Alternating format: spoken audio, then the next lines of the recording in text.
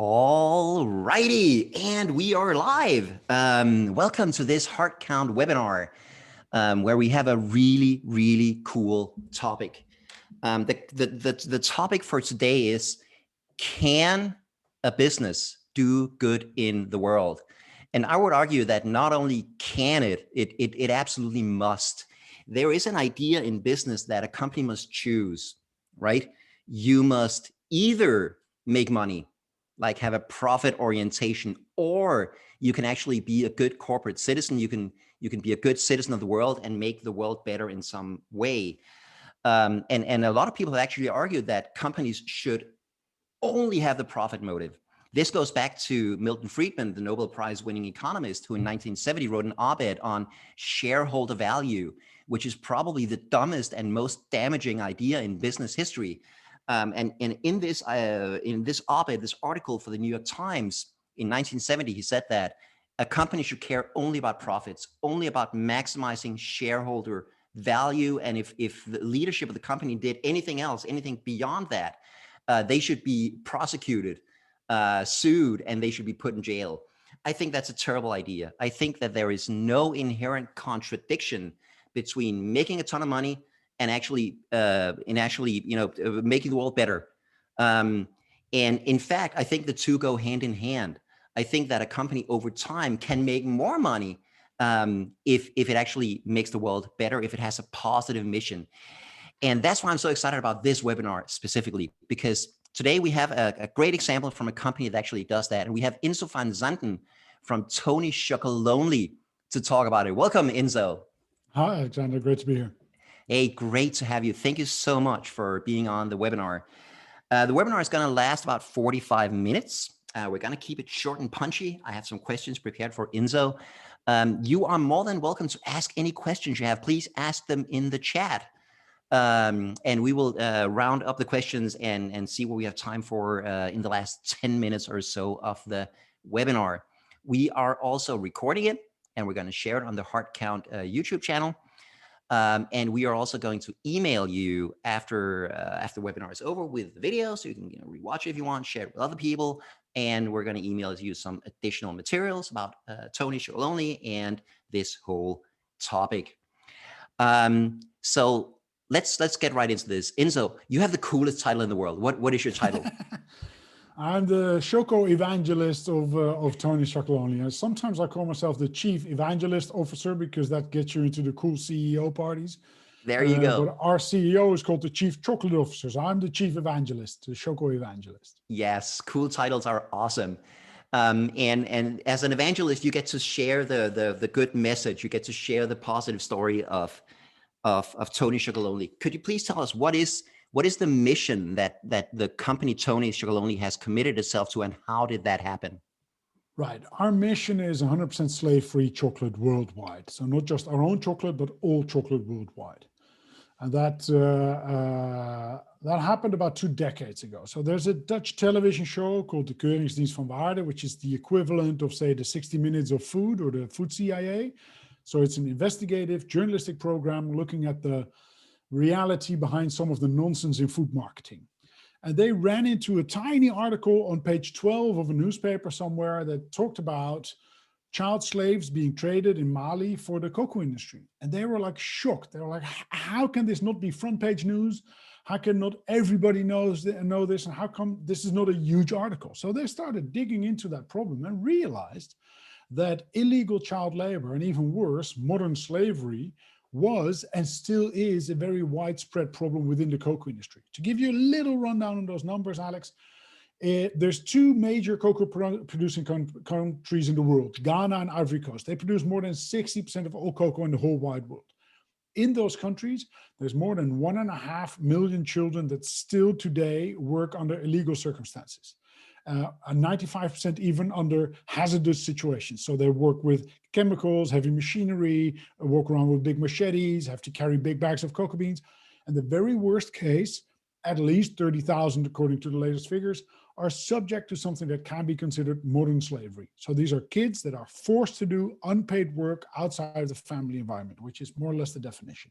Now that's ridiculous. For chocolate, a product that everybody should enjoy, right? Whether you're eating chocolate, whether you're giving chocolate away, whether you're receiving chocolate, whether you're making chocolate, but on the beginning of the value chain where you actually produce the cocoa beans, the level of happiness is a lot lower. And we think that's ridiculous. So we've been working, we launched this brand, I'll make the long story short, we launched this brand in 2005 when we realized as journalists that nobody was paying attention. So even though we were creating awareness around this subject in the television show, the whole industry didn't care. So we said, why not change the industry from within? So in 2005, Tony's Chocolonely was launched. Tony's, the English name of the Dutch journalist Teun, and Chocolonely for his lonely battle in the chocolate industry. Hence the unpronounceable brand name that we still go by today. And we launched in 2005, tiny company, but with that huge mission of 100% slave-free chocolate worldwide as our complete vision. Now that was 15 years ago. And what I think is so awesome, it's not just for you, it's the entire industry. You're not just trying to reform yourself and be better yourself. You're trying to actually force the entire industry or push the entire industry into doing the same thing. Exactly, exactly. As I sometimes say, our USP is that we want to get rid of the uniqueness. We don't want to be the only one doing this. And maybe not all my sales colleagues will agree with me, but even though we've grown to become market leader in the Netherlands and we're available in Scandinavia and in Finland and in 30 countries across the globe, I wouldn't be so pretentious to say we've become a global brand, but at least we've become a globally available brand. But then I say, I don't even care about us becoming a global brand. I care about us forming a global change or global movement for change, I would say, towards a better world for those cocoa farmers. And whether it's us doing it or whether other brands start copying us, that's fine too. And I think that is amazing. This commitment of a company to something positive, rather than, beyond just growth or, new markets or making money. I think that's fantastic. Now, I have a terrible admission, which is that I personally actually don't eat chocolate. Oh, we're going to work on that. I know. I've never liked this stuff. I may be the only person in the world, but my girlfriend Patricia loves chocolate. She tells me her I favorite. heard the hint, Alex. I got the hint.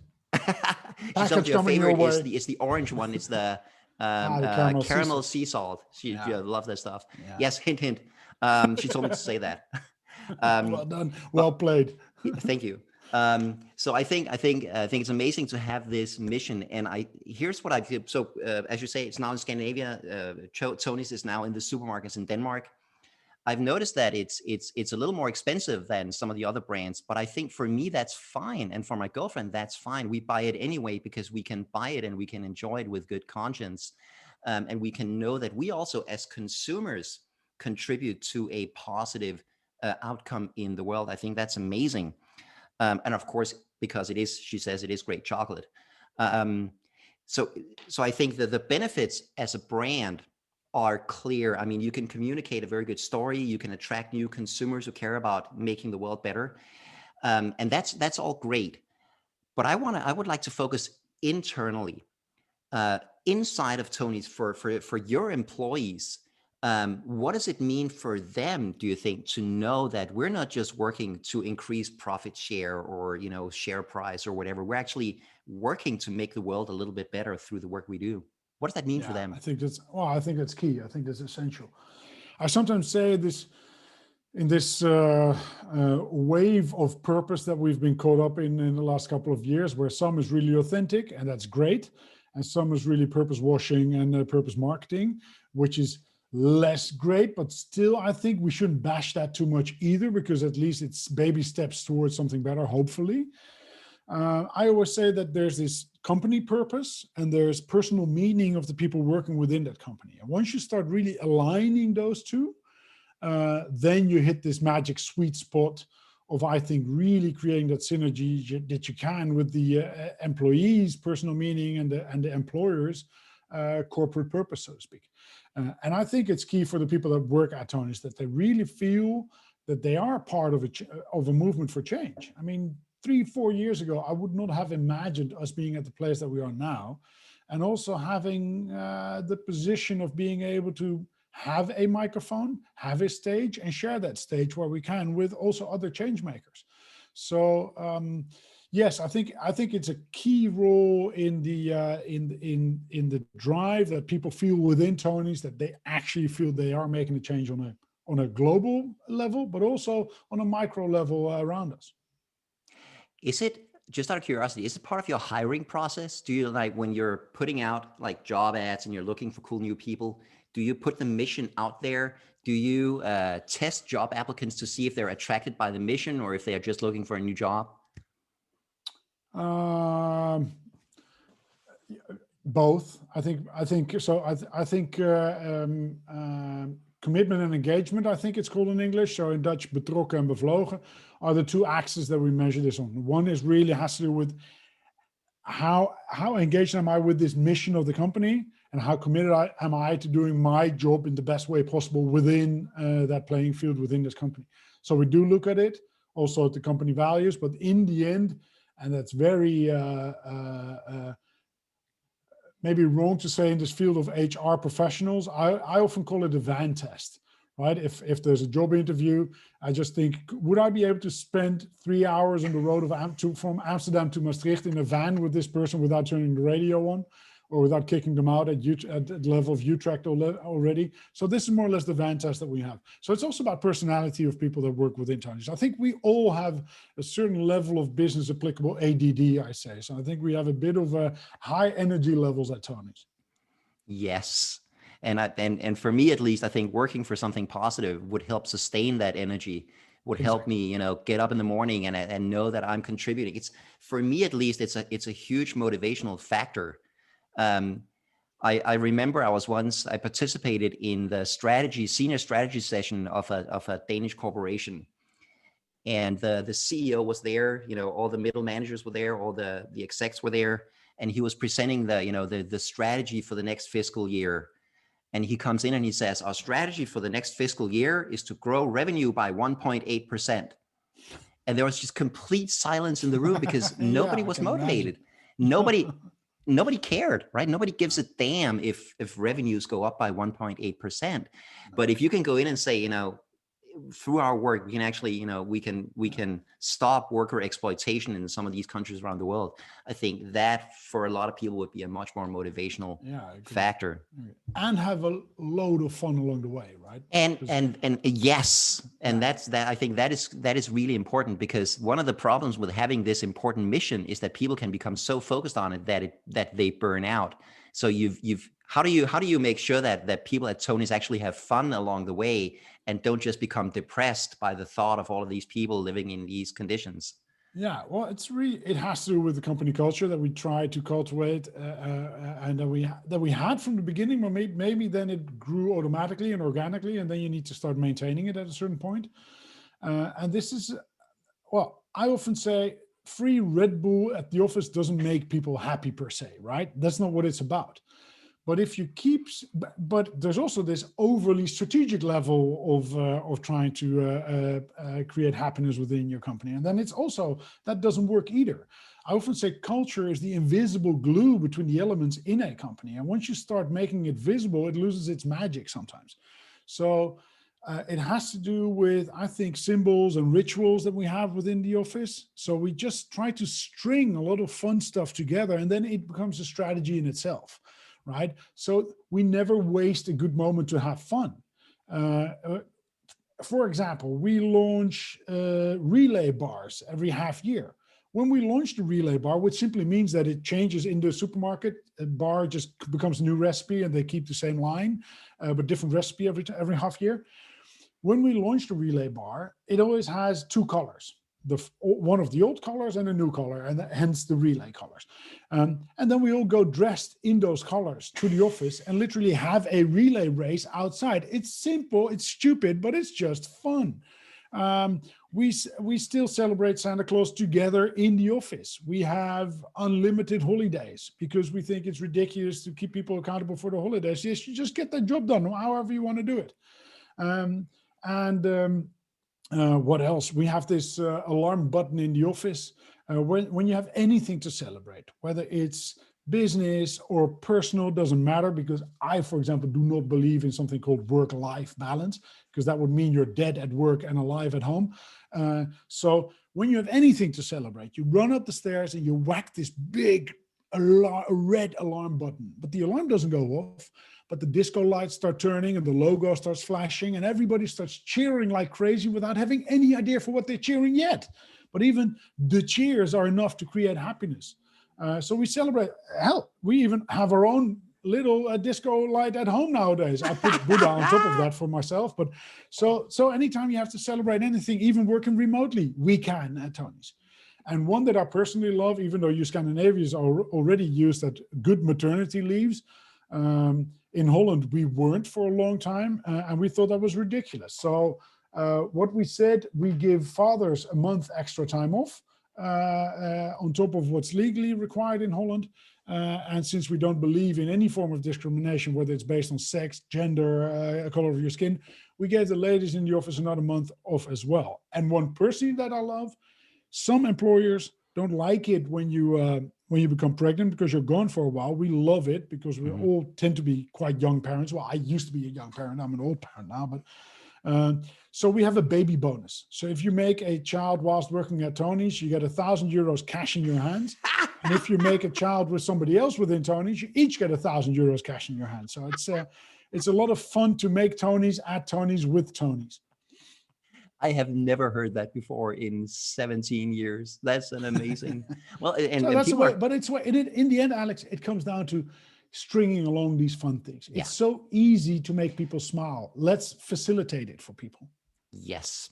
And also there is a depopulation crisis, lowering birth rates. And it's nice to see a company doing something about it. There you go. Going back to the positive mission, as you're saying, some companies like kind of say they do, but they don't really. I will give you an example. I talked to some people at Coca-Cola, and Coca-Cola have been really branding themselves for a while on happiness. And they had, they're in their headquarters in Atlanta, they have the Happiness Museum, and a lot of their external branding was about happiness.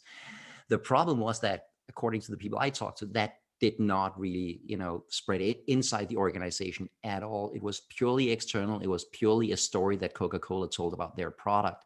And that actually created some tension, right? People were like, how can we, call ourselves the happiness brand when working inside the organization is not a very happy experience.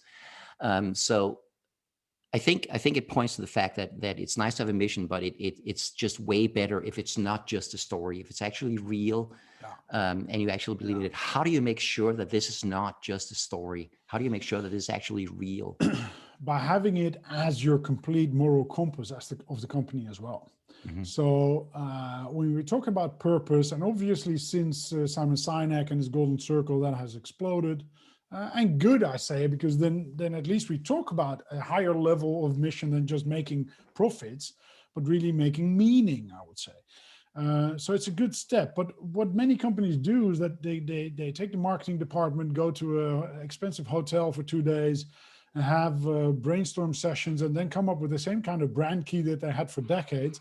And then in the middle, they whack a purpose, and then they come up with marketing campaigns based on that purpose. I think it is for us, and it should be, I think, 180 degrees the other way around. The only reason we do any form of marketing is to reach our purpose and not the other way around. And I think that's where some companies maybe are slightly mistaking. Let me put it diplomatically there. Yes.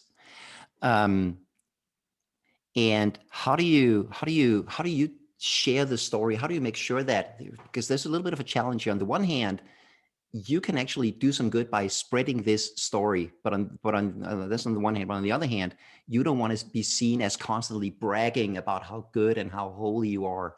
How do you meet that tension and make sure that the story gets out there without sounding like you're just constantly bragging? Yeah, by that story not being about you. And for example, you have a great fellow countryman, Thomas Kolster, who wrote a great book about this, The Hero Trap.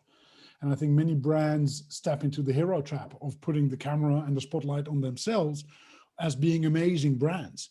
And this isn't about you as a producer. This isn't about you as a brand. This is what you can help well, your consumer become, as Thomas says, or what you can help the society become. Because I strongly believe that any organization, any enterprise, any entrepreneur simply has the moral obligation of doing something right with the financial success that they created on the planet and in the society that they operate in. And if you don't take that moral obligation seriously, you should be considered an anti-social enterprise. That's why I never talk about us being a social enterprise. I think we simply should be forming the new norm in entrepreneurship together with other brands like the Patagonias, anybody who wants to join, the B Corps specifically, I would say, and push out the anti-social enterprises towards the fringes of entrepreneurship. So that is about bringing the story out there authentically, consistently, and also making your consumers part of that story. I mean, this is not about us. This is about those consumers making different choices when they stand in front of a chocolate shelf or any shelf for that matter. I think that is brilliant. And of course, you mentioned profits, and any company needs profits to survive, right? If you're not making money, you're going to go out of business, and then you can't do anything good for the world. Exactly. So how does Tony's balance that? Has there been a situation where Tony's was forced to choose between like profits and the mission, and how did that go? Yes and no, because this is my personal drive in life, Alex. I think being profitable and being sustainable shouldn't be seen as two ends of a spectrum. I think once you realize that it isn't a paradox to make money and meaning, but it could be synergetic at the middle, I think we are a great example of that, right? Growing like crazy, available everywhere on the planet, making a sensible, healthy profit, but at the same time also creating a value chain that is sensible and profitable for everybody within that value chain without exploiting people simply because they're hidden in that value chain. So I think once you let go of those two things being a balance, then you can reach a really higher level of both profitability as well as meaning, I think. So do we run into those moments that we need to balance them? Yes, but then it's always about how can these two reinforce each other? So impact and profit can really go hand in hand. I love that kind of thinking, and I do think that it has been lost in traditional business thinking for the last few decades, certainly since again 1970 and Milton Friedman and shareholder value, again the dumbest idea in business theory. Yeah. But here's something I discovered. I did some research for a video recently. This idea goes way back. It actually, I think it used to be more of a norm that companies had to be good citizens. And I've discovered many examples of that throughout the 20th century, of companies acting exactly like that. Of course, also companies doing the opposite thing and thinking only in terms of profits and who can we exploit to make more money. So what would you, just from an overall perspective, what would you say are some of the main benefits that Tony's gets out of being, having a positive mission business-wise? How does it help your business? I could say I wouldn't care, because for us, it's not about creating that mission. It's about creating that impact. And I will, if we reach that mission of 100% slave-free chocolate, I'm more than happy to have a huge piss up with the whole team and then make ourselves obsolete, right? Because we've reached our mission. But obviously, that's not what the entrepreneurs or the investors in the audience right now would want to hear. But I would say we would then probably at that point in time switch to do something else, right? Because there's a lot of hidden child labor in entertainment, in shipping, in fashion. And we'll probably go make Tony's onesies or something. As you hear, I'm not much of a fashionista, but so there's a lot of stuff to solve there as well. So I'm not sure. What was your initial question again, Alex? I got lost. What are the business benefits that you see as an organization from this? The thing is, when people ask me, how can this be a job, what you do, Ynzo? Or when they say, how can you grow big without doing any form of advertising, right? Because we have never done any form of advertising in the whole time of Tony's. Then I simply need to sit back, put on a smirky smile and say, we're market leaders in the Netherlands. We're available in 30 countries. We've grown like crazy in the UK. This is what people want.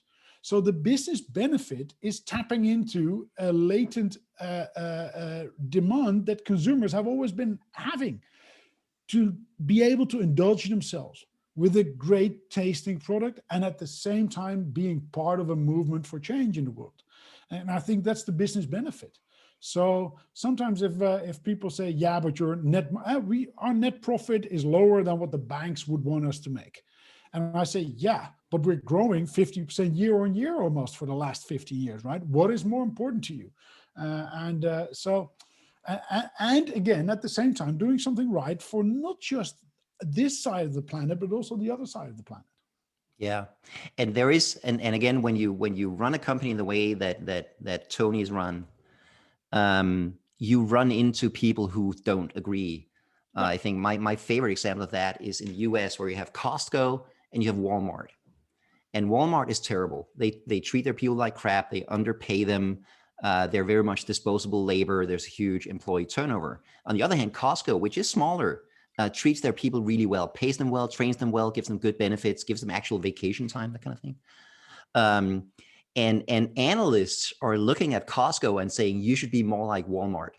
You know, you should underpay your people. That'll lead to higher turnover. That way you can hire more new people that don't have to pay as much, don't have to give them the same benefits.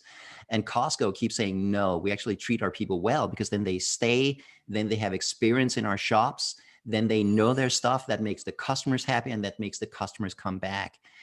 And to me, that's an obvious business advantage. And yet stock analysts look at Costco and say, they should lower salaries. They should fire their most experienced and most highly paid people, so they could be more like Walmart. And I think that's absolutely terrible. And it's good you have to be able to resist those pressures, the pressure of doing what everybody else is doing. We need to educate those people. We need to educate those people as well. So we need to also educate investors, so to speak, because only looking at that return on investment, unfortunately, has led to the fact that I read a book the other day that said that about a generation ago, the average time that investors had their money in an investment was about 20 years, and now it's 6 months.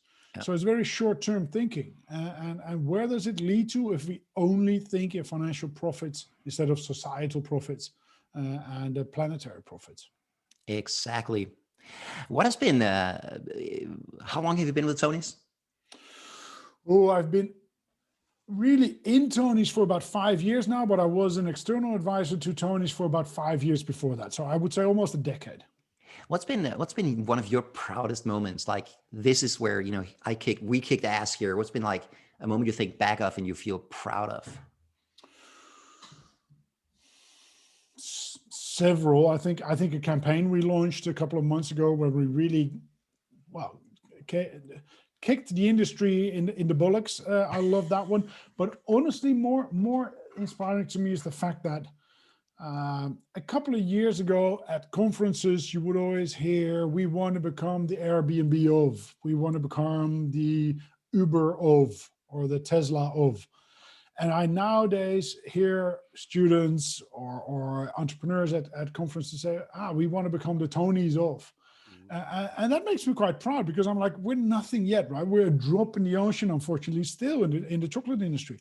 But if we inspire people to make a change within their industries, realizing that they can also be profitable and impactful at the same time, that fills me with great pride. I find that is amazing.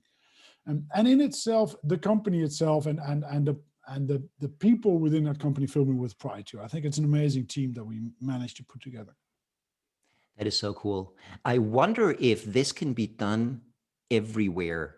I mean, one thing is chocolate, right? Chocolate in itself is not, neither good nor bad unless you eat a lot of it. But of course, you can look at the production and look at the slavery. But what about, could you do this in any industry? Yeah, everywhere. Yeah, everywhere. Alex, I mean, taking responsibility, full responsibility, can be done by everyone. So many people in the industry, in business, hide behind lame reasoning like, I don't produce this stuff, I only buy it. Yeah, come on. That still makes you responsible, right? A great meme on the internet the other day said, if you want them to stop producing crappy stuff, then simply stop buying crappy stuff. It's that simple. So yes, taking responsibility for your full value chain, everybody can do that. realizing that making money in itself shouldn't be a goal, but a means towards a goal, a higher mission, vision, or purpose than just making money. Everybody can do that. And don't get me wrong, I'm an entrepreneur to the bone. I'm commercial as hell. But it's not an end goal in itself to make money. It's an essential means, because I do strongly believe in entrepreneurship as opposed to, I don't know, politics, which nothing for me, right? But it is not an end goal in itself. And I, as you just said, I think only in the last couple of generations that we slightly get confused, right? I think there was a much more social behavior a couple of generations before that, and then since the early birth of mankind. So we just need to go back to that more inclusive, more equal, more fairly set up society that we can. Yeah. I just want to remind everybody listening that you can ask questions in the chat. So I have one more question for Ynzo, and then we'll see if anybody has a question from the chat. When I look at the other kinds of corporations, the ones that will do whatever they can to make more money, they will hurt people, they will exploit their workers, they will, trick their clients, their customers, they will exploit, the environment, pollute the planet. I mean, you might be able, I don't think you are, but you might be able to make a tiny bit more money that way. But in my opinion, it's wrong, right? And the good news is that there are people who had actual wake up moments. There's, I forget his name, Ray something from Interface Carpets is a famous story in do you remember his name? Ray Anderson. Ray Anderson, thank you. Yeah. And they made carpets, huge factories making carpets for offices and homes. And they made them in a way that was very bad for the environment. And one day he has this awakening where he goes, oh my God, one day people who lead their companies the way I do will go to jail. This is just not right. I can't do it. I had a similar talk with Bob Chapman of Barry Waymiller, which is a huge industrial company based in the US. And he had a similar awakening about people. He used to be this hard driving CEO who only cared about results and really pressured his people to do as much work as possible. And then one day he has this awakening where he goes like, oh my God, every single one of my employees is a human being with a life and dreams and a soul and things they want to do, right? And then he changes his leadership style and the company becomes way more successful. He wrote a fantastic book called Everybody Matters, which I highly, highly recommend. So what I'm saying is there are still people out there, some people wake up to this. Some people have still not woken up to this. How do we reach them? In your experience, what works in order to make people, some of these business leaders, change their habits, change their thinking? On the one hand, I would say consistently keep spreading your story, right? Because in the end, that is all I can do, for example, as a person. I always say I wasn't meant for, I'd say the same thing as Mother Teresa once said. I wasn't meant for great things. I'm meant to do small things with great passion consistently, right? But having said that, I think also I am, even though I'm an economic and the whole economic system is based around growth, and I've always been very, very skeptical about the whole idea of growth. I do think that companies like ours, like Tony's, can lead the way by growing, right? But I don't want more people to eat chocolate. I simply want people to eat more ethical chocolate. So it does work. And that is why we also have this aggressive growth strategy at Tony's. Because if you want people to start copying what you're doing, the good stuff as well, you need to be visible. You need to be out there. And as I sometimes say, that is the reason why we launched in the US, a second country after Holland, instead of Germany or Belgium, which is more logical from Holland. Because if you want people to notice you, you better make sound in their backyard. And the US is the backyard of a couple of these biggest brands.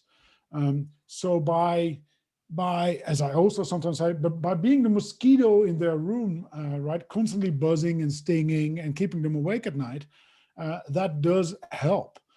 So I think there's a thing called greenwashing, but there's also a level of green hushing if you don't go out there enough. and talk about the stuff that you're doing that could inspire other people. So yes, inspiration and growth, and staying slightly humble at the same time. I do agree.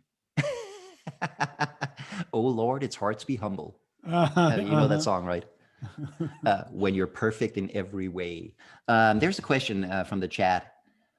Do you think, and it goes back to the profit thing we talked about, do you think that by acting in a way that is good for the environment, protecting people, etc., has that diminished Tony's overall profits?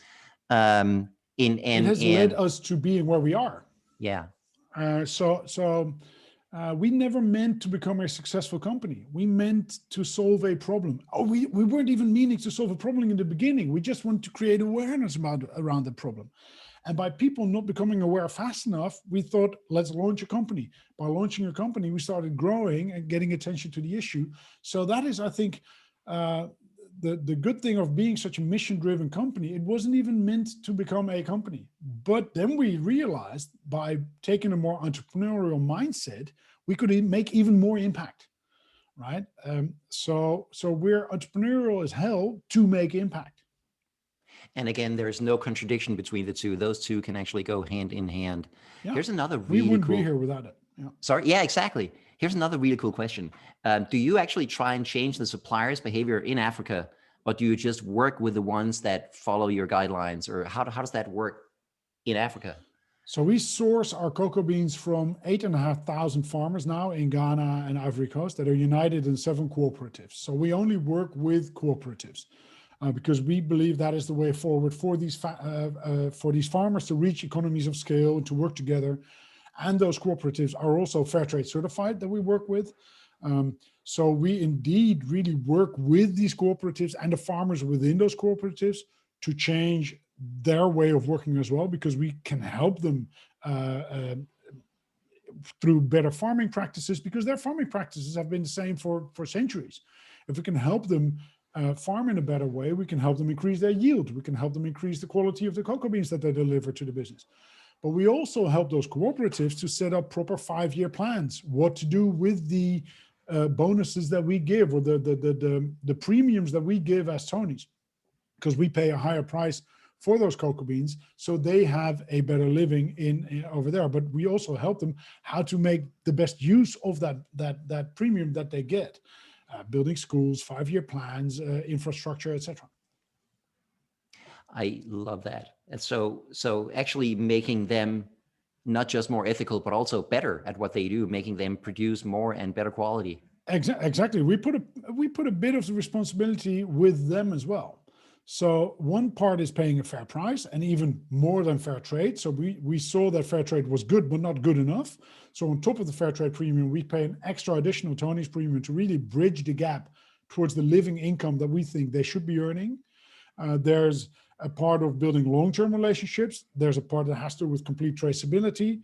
But there's also a part that is up to them, and that is increasing the productivity and the yield on the farms that they work on. I think that makes perfect. It's actually what you're doing is taking some of that entrepreneurialism that you're talking about for yourself, and you're actually promoting it with them, with these cooperatives. Spot on. And we see them as equal entrepreneurs as well. So sometimes people ask us, so why don't you purchase plantations in Western Africa? I say, well, that's colonialism, right? We don't want that. We just want to have an equal relationship with these strong farmers in Western Africa, but help them reach a higher point and really work towards that living income that they should be having. I saw a similar example of this in Hawaii. I visited a coffee farm where they make the famous Kona coffee in Hawaii. And they told me that after the berries are picked, they're hand sorted, right? So you have to sort the berries by size and quality. And this farm told me that normally they pay the people who sort it, they are day laborers, right? And they would pay them by weight. How much coffee can you sort by weight on the given day? But they found that actually created worse behavior, because now your incentive as a worker is to sort as much coffee as possible. When they changed that to paying them a fair wage for their hours, instead of that, they actually got, first of all, the workers made more money, but they actually also got better quality coffee, because now their incentive was to do the job well instead of just sorting as much as possible. Yeah. And then you get a better product, you get happier workers, and you can be proud of the work you do because you know you're actually improving things. This has been amazing. Thank you for sharing what you guys do at Tony's. Thank you. And again, I think the main takeaway for me, the sort of my light bulb moment in this has been how this flows all the way through, from the farms in Africa, through Tony's itself, out into the market, out into inspiring other companies that now want to be the Tonys of something. Here's a great question, by the way.